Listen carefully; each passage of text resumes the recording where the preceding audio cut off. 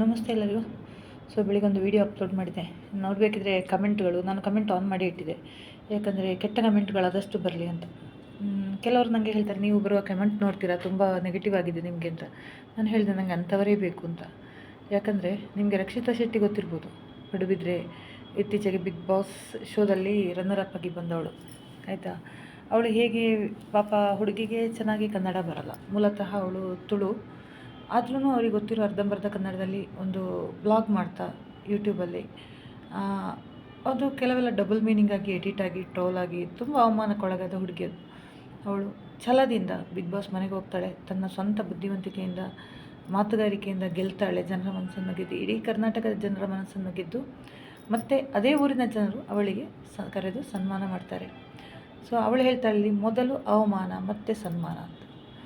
ನನಗೂ ಕೂಡ ನಿಮಗೆ ಬರುವ ಅವಮಾನಗಳು, ಕೆಟ್ಟ ಕಮೆಂಟ್ಗಳು ನಾನು ಸ್ವೀಕರಿಸ್ತೀನಿ. ಇರಲಿ, ಅವರು ಜನರ ಮನಸ್ಸಿನ ಕೊಳಕು ಭಾವನೆಗಳಿದೆಯಲ್ಲ, ಸ್ಯಾಡಿಸ್ಟ್ ಮೆಂಟಾಲಿಟಿ, ಅದನ್ನು ಅವರು ವ್ಯಕ್ತಪಡಿಸಲಿ. ಆ ವಿದ್ಯಾ ಯೂನಿವರ್ಸ್ ಆಗಲಿ, ಮತ್ತೊಂದು 2-3 ಜನ ಇದ್ದಾರೆ ನಿರಂತರ ನನಗೆ ನೆಗೆಟಿವ್ ಕಮೆಂಟ್ ಹಾಕೋರು, ಅವರು ಹಾಕಲಿ. ಅವ್ರ ಮನಸ್ಸಿನಲ್ಲಿರುವ ನೆಗೆಟಿವ್ ಭಾವನೆಗಳು ಅಲ್ಲಿ ಇದು ಅವರು ಬರಲಿ ಅಂತೇಳಿ ನಾನು ಕಮೆಂಟ್ ಬಾಕ್ಸ್ ಆನ್ ಮಾಡಿ ಇಟ್ಟಿದ್ದೆ. ಯಾಕಂದರೆ ನಾನು ಮೊದಲು ಮಾಡ್ತಿರಲಿಲ್ಲ ಬೆಳಿಗ್ಗೆ. ಯಾವ ಉದ್ದೇಶಕ್ಕೂ ಅಲ್ಲ, ಕಮೆಂಟ್ ಹಾಕಬೇಡಿ ಅಂತ ಹೆದರಿ ಅಲ್ಲ. ಯಾಕಂದರೆ ನಾನು ಈ ಕಮೆಂಟ್ ನೋಡಿದ ಕೂಡಲೇ ಅದಕ್ಕೆ ರಿಪ್ಲೈ ಕೊಡಬೇಕಾಗುತ್ತೆ, ನನ್ನ ಟೈಮ್ ವೇಸ್ಟ್ ಆಗುತ್ತೆ, ನಾನು ಆಫೀಸಲ್ಲಿ ಲಾಗೌಟ್ ಮಾಡೋದು ಲೇಟ್ ಆಗುತ್ತೆ. ನಾನು ಬ್ರೇಕ್ ಸ್ವಲ್ಪ ಕಡಿಮೆ ಮಾಡಬೇಕು ಅಂತ ಹೇಳಿಕೊಂಡೆ ನಾನು ಅದನ್ನು ಕಮೆಂಟ್ ಬಾಕ್ಸನ್ನು ಕೆಲವೊಂದು ವಿಷಯಕ್ಕೆ ಆಫ್ ಮಾಡಿರ್ತಿದ್ದೆ. ಎಸ್ಪೆಷಲಿ ಮಹೇಶ್ ಶೆಟ್ಟಿ ತಿಮ್ಮರೋಡಿ ಅವರ ಬಗ್ಗೆ ಮಾತಾಡುವಾಗ. ಯಾಕಂದರೆ ಮಹೇಶ್ ಶೆಟ್ಟಿ ತಿಮ್ಮರೋಡಿ ಅವರ ಲಕ್ಷಾಂತರ ಅಭಿಮಾನಿಗಳು ರೊಚ್ಚಿಗೆದ್ದು ಬರ್ತಾರೆ, ಗೊತ್ತಾಯ್ತಾ. ಅದಕ್ಕೋಸ್ಕರ ಇವತ್ತು ಬೆಳಿಗ್ಗೆ ಮಾಡಿಯ ವೀಡಿಯೋಕ್ಕೆ ಒಳ್ಳೆ ಪಾಸಿಟಿವ್ ಕಮೆಂಟ್ ಇತ್ತು, ಕೆಲವೊಂದು ಕ್ವೆಶ್ಚನ್ ಇತ್ತು ಅದರಲ್ಲಿ. ಸಂತೋಷ್ ರಾವನ್ನು ಇವರು ಯಾಕೆ ಮಂಪರ್ ಪರೀಕ್ಷೆಗೆ ಒಳಪಡಿಸ್ತಾ ಇಲ್ಲ ಅಂತ ಖಂಡಿತ ಅದಕ್ಕೆ ಅದು ನನಗೂ ಡೌಟ್ ಇದೆ. ಇಷ್ಟೆಲ್ಲ ಇವರು ಹೇಳುವಾಗ ಒಂದು ಇದು ಮಾಡ್ಬೋದಿತ್ತಲ್ಲ ಅಂತ. ಮೋಹಿತ್ ಸಾರು ಅವರ ಅಡ್ವೊಕೇಟು, ಅವರು ಮುಂದೆ ಬಂದು, ಯಾಕೆಂದರೆ ಅಡ್ವೊಕೇಟ್ ಅಂಡರಲ್ಲಿ ಅದು ಕೇಸ್ ಇರೋದು. ಯಾಕಂದರೆ ಸುಪ್ರೀಂ ಕೋರ್ಟಿಗೆ ಸಂತೋಷ್ ರಾವ್ ಕೂಡ ಹೋಗಿದ್ದಾರೆ ಈಗ, ನಾನು ನಿರಪರಾಧಿ ಅಂತ. ಅಲ್ಲಿ ಒಂದು ಅವಕಾಶ ಇದೆ, ನಿಮ್ಮ ಆಪೋಸಿಟ್ ಇವರಿಗೆ ಮಂಪರ್ ಪರೀಕ್ಷೆ ಒಳಪಡಿಸ್ಬೋದೇನೋ, ನಂಗೆ ಗೊತ್ತಿಲ್ಲ. ಕಾನೂನು ವಿಚಾರ ನಾನು ಹೆಚ್ಚು ಮಾತಾಡಲ್ಲ. ಮತ್ತೊಂದು ವಿಚಾರ, ಮಹೇಶ್, ಅದು ಭಾಳಷ್ಟು ನನಗೆ ಜನರು ಕೇಳಿದ್ದಾರೆ, ಮಹೇಶ್ ಶೆಟ್ಟಿ ತಿಮ್ಮರೋಡಿಯು ಸೌಜನ್ಯ ಹೋರಾಟವನ್ನು ಎತ್ಕೊಂಡು ವೀರೇಂದ್ರ ಹೆಗ್ಡೆ ಅವರ ಬಗ್ಗೆ ಇರೋ ಪರ್ಸ್ನಲ್ ದ್ವೇಷಕ್ಕಿಂತ ವೀರೇಂದ್ರ ಹೆಗ್ಡೆಗೂ ಮಹೇಶ್ ಶೆಟ್ಟಿಗೂ ಮೊದಲೇ ಕನೆಕ್ಷನ್ ಇತ್ತು. ಅವರು ಏನೊಂದು ಲ್ಯಾಂಡಿದ್ದು ಡೀಲಿಂಗ್ ಮಾಡ್ತಾಯಿದ್ರು ಅಂತ ಸುದ್ದಿ, ನನಗೆ ಗೊತ್ತಿಲ್ಲ. ಅಲ್ಲಿ ಏನೋ ಅವರಿಗೆ ಕ್ಲಾಶಸ್ ಆಗಿ ಆ ಲ್ಯಾಂಡ್ ವ್ಯವಹಾರ ಮಹೇಶ್ ಶೆಟ್ಟಿ ತಿಮ್ಮರೋಡಿ ಕೊಡೋದು ನಿಲ್ಲಿಸಿದ್ರು. ವೀರೇಂದ್ರ ಹೆಗ್ಡೆ ಅವರು ಡೈರೆಕ್ಟ್ ಮಾಡಲಿಕ್ಕೆ ಸ್ಟಾರ್ಟ್ ಮಾಡಿದಾಗ ಆ ದ್ವೇಷ ಮಹೇಶ್ ಶೆಟ್ಟಿ ತಿಮ್ಮರೋಡಿ ಅವರಿಗಿತ್ತು. ಈ ಸೌಜನ್ಯ ಎಂಬ ಹುಡುಗಿಯ ನ್ಯಾಯಕ್ಕೋಸ್ಕರ ಇರೋ ಹೋರಾಟವನ್ನು ಅದು ಗ್ರಡ್ಜ್ ತೀರಿಸಲಿಕ್ಕೆ. ಯಾಕಂದರೆ ಅವರು ಎಲ್ಲ ವೇದಿಕೆಗಳಲ್ಲಿ ಬೈತಾ ಇರೋದು, ಎಲ್ಲ ಹೋರಾಟಗಾರರು ಎಲ್ಲ ವೇದಿಕೆಗಳಲ್ಲಿ ಬೈತಾ ಇದ್ದಿದ್ದು. ಈವನ್ ಹರ್ಷೇಂದ್ರ ಅವರಿಗೂ ಅಲ್ಲ, ವೀರೇಂದ್ರ ಹೆಗ್ಡೆ ಅವರಿಗೆ ಡೈರೆಕ್ಟ್ ಬೈತಾ ಇದ್ದಿದ್ದು. ನಾವು ಸ್ವಾಭಾವಿಕವಾಗಿ ಏನು ಮಾಡ್ತೀವಿ, ಹೊಸದಾಗಿ ಬಂದವರು ಹೋರಾಟಗಾರರು ಇವರೆಲ್ಲ ಭಾಷಣ ಕೇಳಿ ರೊಚ್ಚಿಗೆದ್ದು ಬೀಳ್ತೀವಿ. ಇದಕ್ಕಿಂತ ಈ ಮಹೇಶ್ ಶೆಟ್ಟಿ ತಿಮ್ಮರೋಡಿಗಿಂತ ಜಾಸ್ತಿ ಬೈಗಳು ನಾನು ವೀರೇಂದ್ರ ಹೆಗ್ಡೆ ಮತ್ತು ಹರ್ಷೇಂದ್ರ ಅವರಿಗೆ, ಕಿಶೋರ್ ಆರಿಗನಿಗೆ ಮಾಡಿದ ಕಾಲಲ್ಲಿ ತುಂಬ ಬೈದಿದ್ದೆ, ಕೆಟ್ಟದಾಗಿ ಬೈದಿದ್ದೆ. ಅದರ ಮೇಲೆ ಒಂದು ಕೇಸ್ ಕೂಡ ಆಗಿದೆ. ಯಾಕಂದರೆ ಸಹಜ ಅದು. ಏನಂದರೆ ನಾವೊಂದು ಹೋರಾಟಕ್ಕೆ ಹೋಗುವಾಗ ಏನಾಗುತ್ತೆ, ಅಲ್ಲಿ ಅವರು ಭಾಷಣ ಯಾರು ಮಾಡ್ತಾರಲ್ಲ ಸ್ಟೇಜಲ್ಲಿ, ಅವ್ರ ಮೇಲೆ ಡಿಪೆಂಡ್ ಆಗಿರುತ್ತೆ. ಗಿರೀಶ್ ಮಟ್ಟಣ್ಣನವರು ಮತ್ತು ಮಹೇಶ್ ಶೆಟ್ಟಿ ತಿಮ್ಮರೋಡಿ ಅವರ ಭಾಷಣ ಹಾಗಿತ್ತು, ಬರೀ ಹೆಗ್ಡೆ ಯಾರನ್ನು ಬೈಯೋದು, ದೇವಸ್ಥಾನವನ್ನು ಟಾರ್ಗೆಟ್ ಮಾಡೋದು, ದೇವಸ್ಥಾನದ ಬಗ್ಗೆ ಅಂತ ಹೇಳಲ್ಲ ನಾನು, ಅಲ್ಲಿ ನಿರ್ವಹಣಾಚಾರಗಳು. ಆಗ ಸ್ವಾಭಾವಿಕವಾಗಿ ಹೊಸದಾಗಿ ಬಂದವರು ಏನು ಮಾಡ್ತಾರೆ, ಅದು ಅವರಿಗೆ ಪ್ರಭಾವ ಬೀರುತ್ತೆ. ನನ್ನಂಥವ್ರು ಏನು ಮಾಡ್ತಾರೆ, ಅದನ್ನೇ ನಂಬಿ ನಾವು ಸಹ ಮಾತಾಡಲಿಕ್ಕೆ ಸ್ಟಾರ್ಟ್ ಮಾಡ್ತೀವಿ. ಕೊನೆಗೆ ಕೇಸ್ ಆಗಿದ್ದೆಲ್ಲ ನನ್ನ ಮೇಲೆ. ಅದರನ್ನೇನು ಅನುಭವಿಸಿದವಳು ಎದುರಿಸ್ತಿರೋಳು ನಾನೊಬ್ಬಳೇ, ಯಾರೂ ಇಲ್ಲ, ಯಾವ ತಂಡನೂ ಇಲ್ಲ. ಬಿಡಿ, ದೇವರು ನನಗೆ ಅದಕ್ಕೆ ಶಕ್ತಿ ಕೊಟ್ಟಿದ್ದಾನೆ, ಅದಕ್ಕೆ ಬೇಕಾದ ಆರ್ಥಿಕ ಒಂದು ಇದು ನನಗಿದೆ. ಅದಕ್ಕೋಸ್ಕರ ನನಗೇನದೇನು ಭಯ ಇಲ್ಲ. ಮತ್ತು ಕಾನೂನಿನ ವಿಚಾರದಲ್ಲಿ ತುಂಬ ಕಲಿತೆ ಅಂತ ನಾನು ಹೇಳ್ಬೋದು. ಇನ್ನೊಂದು ವಿಚಾರ ಇಲ್ಲಿ ಬಂದಿದ್ದು, ನನಗೆ ಒಬ್ಬರು ಕೇಳಿದ್ದು, ಅದು ನನಗೂ ಸಹ ಅನಿಸಿತು.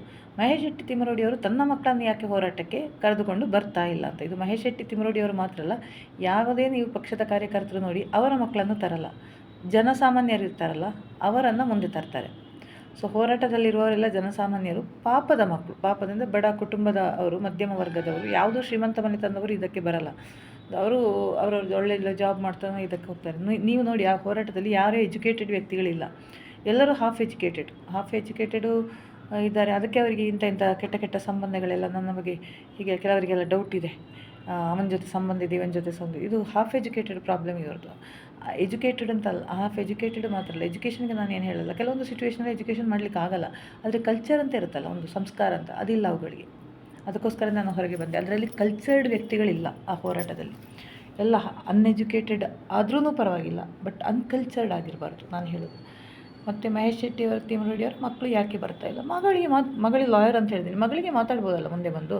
ಮಹೇಶ್ ಶೆಟ್ಟಿ ತಿಮರಡಿ ಅವರ ಮಗನೂ ಕೂಡ ಪ್ರಾಯಪೂರ್ತಿ ಅಂತ ಅಂದ್ಕೋತೀನಿ, ಅವನಿಗೂ ಮಾತಾಡ್ಬೋದಲ್ಲ, ಹೋರಾಟಕ್ಕೆ ಮುಂದೆ ಬರ್ಬೋದಲ್ಲ. ಅವ್ರ ಅಣ್ಣನ ಮಗ ಬರ್ತಾ ಇದ್ದಾನೆ, ಅವನು ಯಾಕೆ ಬರ್ತಾಯಿಲ್ಲ?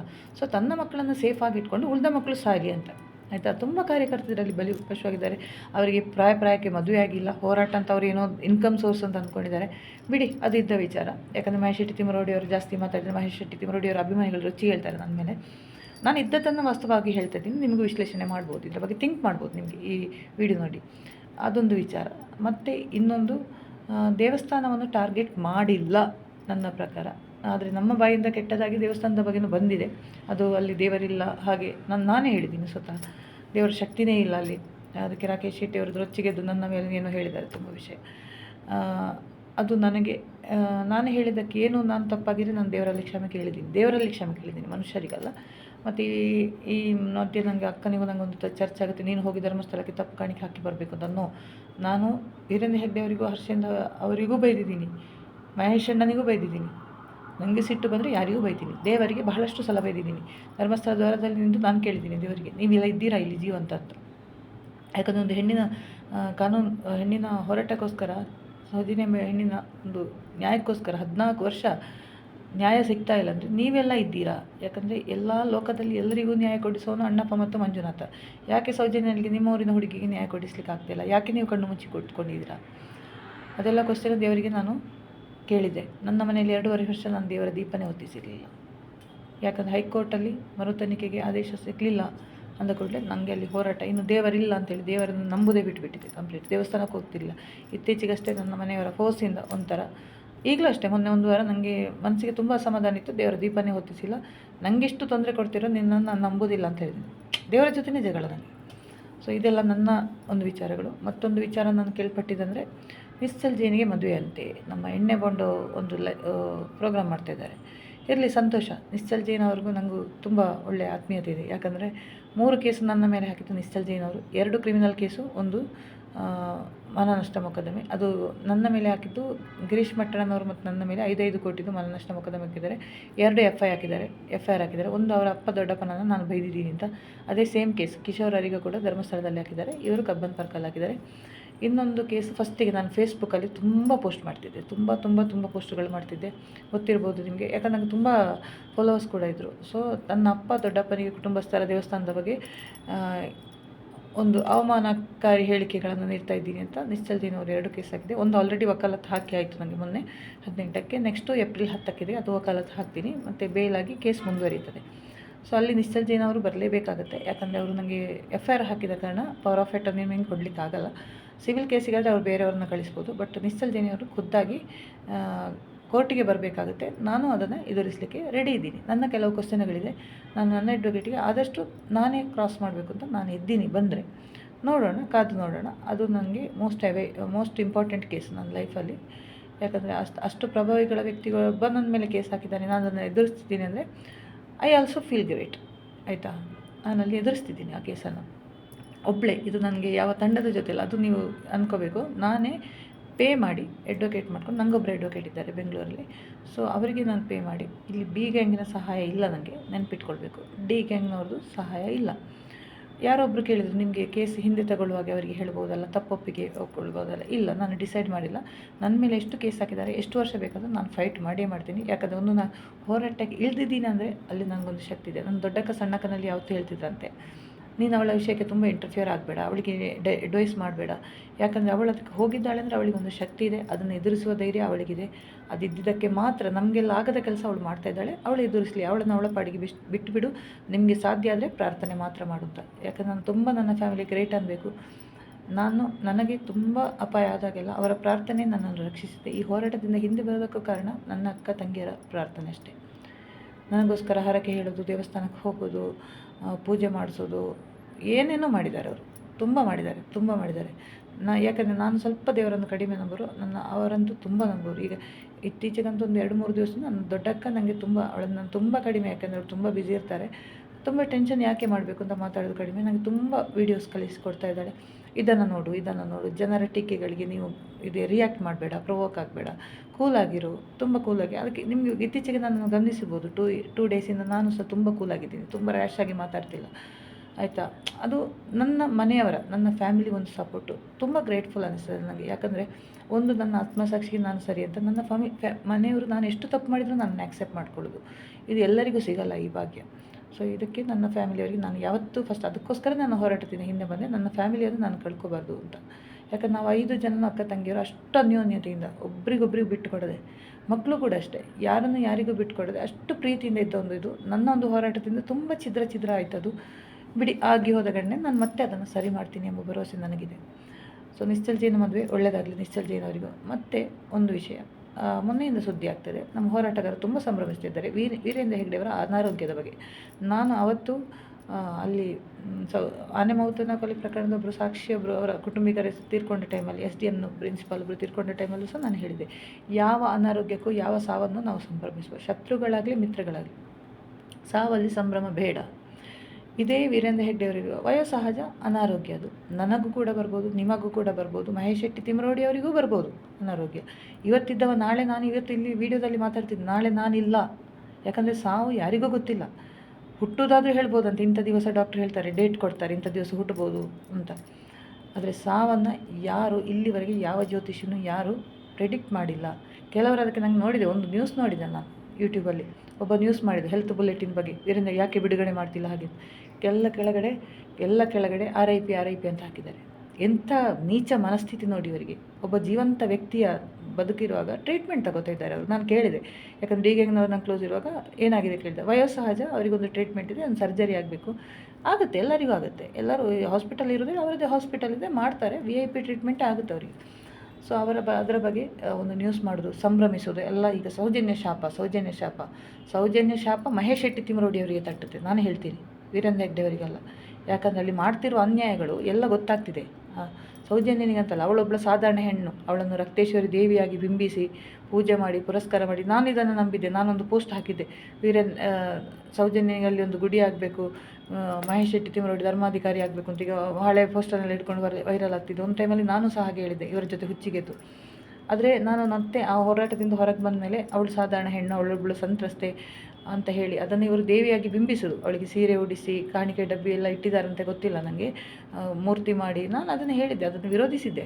ಖಂಡಿತ ತಪ್ಪದು. ಆ ಹೆಣ್ಣಿಗೆ, ಆ ಮಗುವಿಗೆ ಏನಾದರೂ ಆತ್ಮಕ್ಕೋಸ್ಕರ ಶಾಂತಿ ಮಾಡಿ. ಯಾಕಂದರೆ ನಮ್ಮ ಸಂಸ್ಕಾರ ಪ್ರಕಾರ ಒಂದು ಮೃತ ವ್ಯಕ್ತಿಗೆ ನಾವು ಸಂಸ್ಕಾರ ಅಂತ ಮಾಡ್ತೀವಿ. ನಾವು ನಮ್ಮದರಲ್ಲಿ ಬ್ರಾಹ್ಮಣ ಸಂಪ್ರದಾಯದಲ್ಲಿ ಶ್ರಾದ್ದ ಅಂತ ಮಾಡ್ತೀವಿ. ನಮ್ಮ ಅಪ್ಪನಿಗಾಗಲಿ ಅಮ್ಮನಿಗಾಗಲಿ ಆ ತಿಥಿಗೆ, ಅವರು ತೀರ್ಕೊಂಡ ದಿವಸ ತಿಥಿಗೆ ಶ್ರಾದ್ದ ಅಂತ ಮಾಡ್ತೀವಿ. ಅದೇ ಅವರಿಗೆ ಊಟ, ನಾವು ಕೊಡುವ ಅನ್ನ ಕಾಗೆ ಬಂದು ತಿಂದು ಹೋಗುತ್ತೆ, ಅದಕ್ಕೊಂದು ಸಂತೃಪ್ತಿ ಆಗುತ್ತೆ. ಇದೊಂಥರ ನಮಗೆ ಒಂದು ಕಾಗೆ ಬಂತು, ಅಪ್ಪ ಬಂದರು, ನಾನು ದಿನ ಇಡ್ತೀನಿ ಮನೇಲಿ, ಸ್ವಲ್ಪ ಅನ್ನ ಮಾಡಿದರೆ, ಇಲ್ಲಾಂದರೆ ಅಕ್ಕಿ ಆದರೂ ಹಾಕ್ತೀನಿ. ನಮ್ಮ ಮನೆಯಲ್ಲಿ ಕಾಗೆ ಬರಲ್ಲ, ಅಪರೂಪಕ್ಕೊಮ್ಮೆ ಬರುತ್ತೆ.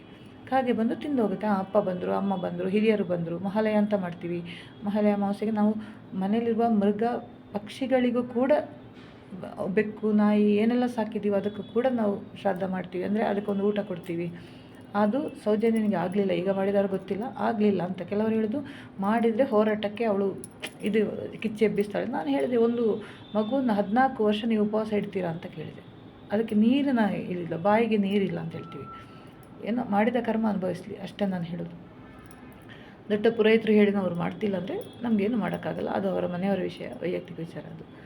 ಮತ್ತು ಯಾರ ಅನಾರೋಗ್ಯವನ್ನು, ಯಾವ ಸಾವನ್ನು, ಯಾರು ಈ ಸಾವು ನನಗೂ ಬರುತ್ತೆ, ನಿಮಗೂ ಬರುತ್ತೆ, ಎಲ್ಲರಿಗೂ ಬರುತ್ತೆ, ಹೋರಾಟಗಾರರಿಗೂ ಬರುತ್ತೆ, ಅನಾರೋಗ್ಯದಿಂದ ಬರುತ್ತೆ. ಯಾಕಂದರೆ ಮನುಷ್ಯ ಅವನಿಗೆ ಮಾಡಿದ ಕರ್ಮಗಳು ಅನುಭವಿಸಲೇಬೇಕು. ಈ ಜನ್ಮದಲ್ಲೆಲ್ಲ ಹಿಂದಿನ ಜನ್ಮದ್ದು ಇರುತ್ತಂತೆ. ಸೊ ಇದನ್ನೆಲ್ಲ ಅನುಭವಿಸಬೇಕು. ಇದೆಲ್ಲ ಸಾವನ್ನು ಸಂಭ್ರಮಿಸಬೇಡಿ, ಅನಾರೋಗ್ಯವನ್ನು ಸಂಭ್ರಮಿಸಬೇಡಿ. ಅವರು ಗುಣಮುಖರಾಗಿ ಬರ್ತಾರೆ. ಅವರು ಎಲ್ಲಿ ಜೀವಂತ, ಅವರು ಮಂಜುನಾಥ ಸ್ವಾಮಿ ಅವರನ್ನು ಕಾಪಾಡ್ತಾನೆ. ಇಷ್ಟವರೆಗೆ ಮಂಜುನಾಥ ಸ್ವಾಮಿಯ ಸೇವೆಯನ್ನು ಮಾಡ್ಕೊಂಡು ಬಂದಿದ್ದಾರೆ ಅವರು, ಆಯಿತಾ. ನಾನೇಗೆ ಹೊಳ್ತಾ ಇದ್ದೀನಿ ಅಂತ ಹೇಳಬೇಡಿ. ಯಾಕಂದರೆ ನನಗೆ ಹೋರಾಟಕ್ಕೆ ಬರುವಾಗ ಒಂದೇ ಒಂದು ಕಂಡೀಷನ್ ಇತ್ತು, ಹೋರಾಟಕ್ಕೆ ಹೋಗು, ಬಟ್ ವೀರೇಂದ್ರ ಹೆಗ್ಡೆ ಅವರ ಬಗ್ಗೆ ಏನು ಅನ್ನಬಾರ್ದು. ದೇವರಂಥ ಮನುಷ್ಯ ಅವರು, ತುಂಬ ಜನರಿಗೆ ಇದು ಮಾಡಿದ ವ್ಯಕ್ತಿ ಅಂತ. ಆವಾಗ ನಾನೆಲ್ಲ ಅವರ ಕಡೆ ನಿಂತ್ಕೊಂಡು ಇವರನ್ನು ಬೈದಿದ್ದೆ. ಬಿಡಿ, ಆಗಿ ಹೋದ ವಿಚಾರ. ನೆಕ್ಸ್ಟು ಮತ್ತೆ ಕಾಡ್ತಿರೋ, ನನಗೆ ಎಲ್ಲರೂ ಕಾಡ್ತಿರೋದು ಪ್ರಶಾಂತ್ ವಿಚಾರದಲ್ಲಿ. ದಯವಿಟ್ಟು ಬಿಟ್ಟು ಬಿಡಿ, ನಾನು ನೋಡ್ಕೋತೀನಿ ಅದನ್ನು, ನಾನು ಹೇಗೆ ಹ್ಯಾಂಡಲ್ ಮಾಡಬೇಕು ಅಂತ ಗೊತ್ತಿದೆ ನನಗೆ. 2 ದಿವಸದಲ್ಲಿ ಪ್ರಶಾಂತ್ ನಿಮ್ಮಲ್ಲಿ ಮಾತಾಡ್ತಾರಂತೆ, ಅದೇನು ನ್ಯೂಸ್ ಬುಲೆಟಿನಲ್ಲಿ ಮಾಡ್ತೀರಾ. ಆ ವ್ಯಕ್ತಿ 2 ದಿವಸ ಅಲ್ಲ, 2 ವರ್ಷ ಆದರೂ ನನ್ನಲ್ಲಿ ಮಾತಾಡಲ್ಲ. ಅಷ್ಟು ಹೆದರಿಕೆ ಮತ್ತು ಗಿಲ್ಟಿ ಫೀಲಿಂಗ್ ಆ ಮನುಷ್ಯನಿಗಿದೆ. ಅವರ ವಿಡಿಯೋದಲ್ಲಿ ನೋಡಿ, ನನ್ನ ಎದುರು ನಿಲ್ಲುವ ಧೈರ್ಯ ಅವರಿಗಿಲ್ಲ. ನಾನು ಎದುರಿಗೆ ಹೋದರೆ ಓಡ್ತಾರೆ ಅವರು. That is Prashanth. ಯಾಕಂದರೆ ಅನಿತಾ ತಪ್ಪು ಮಾಡಿಲ್ಲ, ಅನಿತಾ ಬಾಯಿ ಬಿಟ್ಕೊ ಪಬ್ಲಿಕ್ಕಾಗಿ ಮಾತಾಡ್ತಾಳೆ. ಪ್ರಶಾಂತ್ ತಪ್ಪು ಮಾಡಿದ್ದಾರೆ, 100ಕ್ಕೆ 100 ತಪ್ಪು ಮಾಡಿದ್ದಾರೆ. He has the fear and guilty, ಹೆದರಿಕೆ ಮತ್ತು ತಪ್ಪು ಭಾವನೆ ಅವರಿಗಿದೆ. ಅದಕ್ಕೋಸ್ಕರ ಬ್ಲಾಕ್ ಮಾಡಿದ್ದಾರೆ. ಅದು 100ಕ್ಕೆ 100 ಸತ್ಯ. ಆಯಿತಾ? ನನಗೆ ಮಾತಾಡಬೇಕಾದ ಅಗತ್ಯ ಇಲ್ಲ. ನಾನು ಯಾವಾಗ ಹೇಗೆ ಯಾರ ರೀತಿ ಮಾತಾಡಿಸ್ಬೇಕು ಅಂತ ನಾನು ಹೇಳ್ತೀನಿ.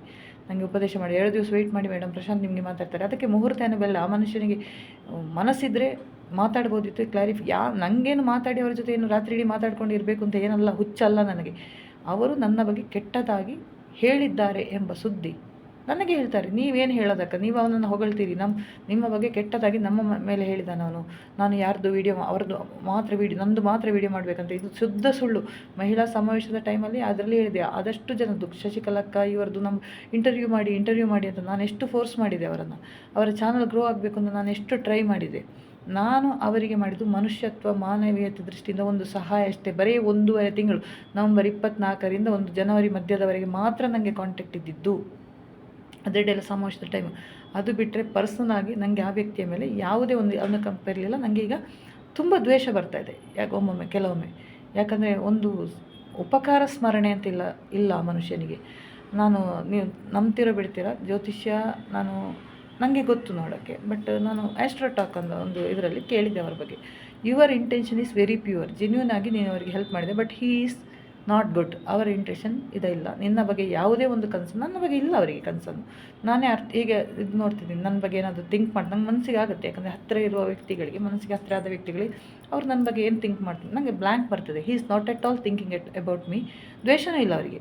ಅವರಿಗೆ ಲೀಸ್ಟ್ ಬಾದರ್ಡ್. ನನ್ನ ಬಗ್ಗೆ ಅವರಿಗೆ ಕೇಳೋಕ್ಕೆ, ಮಾತಾಡೋಕ್ಕೆ ಇಷ್ಟ ಇಲ್ಲ ಅಂತ ಓಪನ್ ಆಗಿ ಹೇಳ್ತಾ ಇದ್ದಾರಲ್ಲ.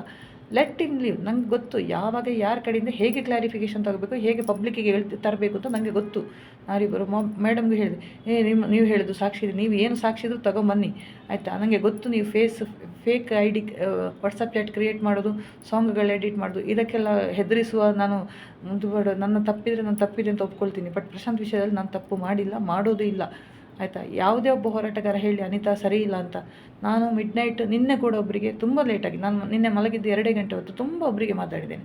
ಅಕ್ಕ ಕೂಲಾಗಿರಿ, ನಾನು ಸರಿ ಮಾಡ್ತೀನಿ ಅಕ್ಕ ನಾನು ಸರಿ ಮಾಡ್ತೀನಿ, ಕೂಲಾಗಿರಿ, ನಾನು ಹೇಳಿದಾಗೆ ಕೇಳ್ತೀರಾ, ಅವನನ್ನು ಬಿಟ್ಟುಬಿಡಿ, ಅವನು ಯಾರು, ನೀವು ಯಾರು, ನಿಮ್ಮ ಯೋಗ್ಯತೆಯನ್ನು ಅವನ ಯೋಗ್ಯತೆಯನ್ನು ತುಂಬ ಹೇಳಿದವರು, ಆಯಿತಾ? ನಾನು ಹೇಳಿದೆ ಇಲ್ಲ, ಅವ್ರ ಬಾಯಿಂದ ನನಗೆ ಬಿಡಿಸಬೇಕು. ಅಕ್ಕ, ನಮಗೆ ಯಾರಿಗೂ ಹೋರಾಟಗಾರಿಗೆ ನಿಮ್ಮ ಬಗ್ಗೆ ಕೆಟ್ಟ ಭಾವನೆ ಇಲ್ಲ, ತಪ್ಪು ಅವನದ್ದೇ, ಸಾಕು. ಒಂದು 10 ಜನರಿಗೆ ಅದು ಎಕ್ಸ್ಪ್ಲೇನ್ ಆದರೆ ಸಾಕು. ಊರಿಡೀ ನನಗೆ ಪಬ್ಲಿಸಿಟಿ ಮಾಡಬೇಕು ಅಂತಿಲ್ಲ. ಆ ಮ್ಯಾಟರ್ ನಾನು ತುಂಬ ಡಿಸ್ಕಸ್ ಮಾಡಲಿಕ್ಕೆ ಇಷ್ಟಪಡಲ್ಲ. ಯಾಕಂದರೆ ಅದು ಏನೇನೋ ಆಗಿ ಹೋಗಿದೆ ನನ್ನ ಲೈಫಲ್ಲಿ. ಇದೊಂದು ಫಸ್ಟ್. ಯಾಕಂದರೆ ಎಷ್ಟೋ ಗಂಡಸರ ಜೊತೆ ಮಾತಾಡ್ತೀನಿ ನಾನು. ನನ್ನ ಜಾಬಿನಲ್ಲಿ ಕೂಡ ನನ್ನ ಮ್ಯಾನೇಜರ್ಸ್ ಎಲ್ಲ ನಮ್ಮ ಜೊತೆ ಜಾಸ್ತಿ ಕೆಲಸ ಮಾಡೋರು ಗಂಡಸರೇ. ಚಿಕ್ಕ ಹುಡುಗರಿಂದ ಹಿಡಿದು ನಾನು ದೊಡ್ಡವರವರೆಗೆ ನಾನು ವರ್ಕ್ ಮಾಡಿದ್ದೀನಿ. ಬಟ್ ಇದೊಂದು ಮಾತ್ರ ನನಗೆ ಸ್ಟೋರಿ ಕ್ರಿಯೇಟ್ ಮಾಡಿದ್ದು the great B gang, the ಬ್ಯಾವರ್ಸಿ ಗ್ಯಾಂಗ್ ಅಂತ ಹೇಳ್ತೀನಿ ನಾನು ಅವರಿಗೆ. ಇಷ್ಟು ನೀಚ ಮನಸ್ಥಿತಿ, ಇಷ್ಟು ಕೆಟ್ಟದಾಗಿ ನನ್ನ ಬಗ್ಗೆ ಆಡಿಕೊಂಡಿದ್ದು, ಅದನ್ನು ನೋಡಿ ಖುಷಿಪಟ್ಟದ್ದು ಈ ತಿಮರೋಡಿ ಟೀಮು. ಕಮೆಂಟ್ ಹಾಕಿ ಖುಷಿಪಡುವ ಸ್ಯಾಡಿಸ್ಟ್ ಗ್ಯಾಂಗ್ಗಳು. ಡಿ ಗ್ಯಾಂಗ್ನವರನ್ನು ನಾನು ಬೈಯಲ್ಲ, ಖಂಡಿತ ಬೈಯಲ್ಲ. ಅವರಿಷ್ಟು ನನಗೆ ಅವಾಚ್ಯವಾಗಿ ಶಬ್ದದಿಂದ ಬೈಲಿಲ್ಲ, ನಿಂದನೆಯೂ ಮಾಡಿಲ್ಲ, ಅಷ್ಟು ಅಶ್ಲೀಲವಾಗಿಯೂ ಹೇಳಿಲ್ಲ. ಬಟ್ ಅದಕ್ಕಿಂತ ಕೆಟ್ಟದಾಗಿ ಈ ಶ್ರೀನಾಥ ಶೆಟ್ಟಿ, ವಿಜಯ ನಾರವಿ, ಈ ಹರಿಣಾಕ್ಷ ಶೆಟ್ಟಿ, 2-3 ಶೈಲಜಾ ಅಮರ್ನಾಥ್, ಮತ್ತು ಜ್ವಾಲಾಮುಖಿ, ಚಕ್ರವರ್ತಿ ಚಾನಲು, ಮತ್ತು ವಿಶ್ವಾಸ್ ಶೆಟ್ಟಿ, ಸ್ವಾತಿ ಕುಲಾಲ್, ನನಗೆ ಗೊತ್ತಿದ್ದ ಪ್ರಕಾರ ಅನ್ಯಾಯದ ವಿರುದ್ಧ ಹೋರಾಟ, ಇಷ್ಟು ಜನ ಸೇರಿ ಮಾಡಿದ ಕಿತಾಪತಿ ಇದೆಯಲ್ಲ ಫೇಸ್ಬುಕ್ಕಲ್ಲಿ, ಸೋಷಿಯಲ್ ಮೀಡಿಯಾದಲ್ಲಿ. Okay, leave it. ನಾನು ಥಿಂಕ್ ಮಾಡಲ್ಲ. ನೆಕ್ಸ್ಟ್ ಏನಾದರೂ ಇದೆ ನೆಕ್ಸ್ಟ್ ವೀಡಿಯೋದಲ್ಲಿ ಹೇಳ್ತೀನಿ. ಶುಭ.